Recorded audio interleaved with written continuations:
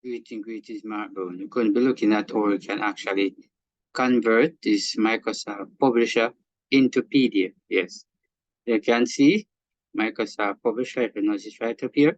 So you want to convert this into PDF. First thing that you wanted to do is to go to your left. You notice up here, File. You're going to click on File. Notice when you click on File, it's the Home, New, Open, Info, Save, Save As, Print, Share, Export, Close, Account, Feedback.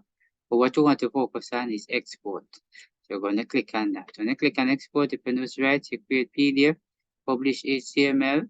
Right here, notice, change type of file, and say Save as Photo Printing, Save as Commercial Printing, just the same, save it to another computer. So you want to come focus right up here. So you're going to come all the way over here and notice a Create PDF and XPS. So we're going to click on it.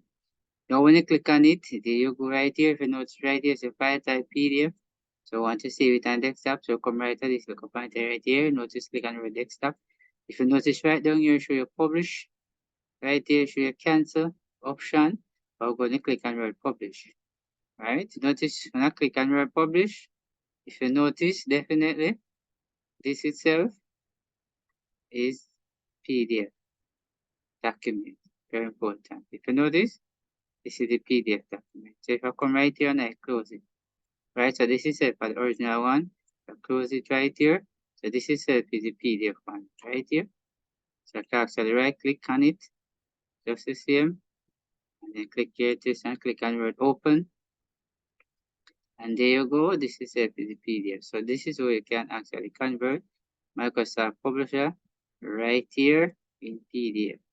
It's very important right here. So if you notice, this one itself is the original one, you notice? The one that you convert in PDF definitely is this one right here. Very much. So thanks for watching. See you in the next video.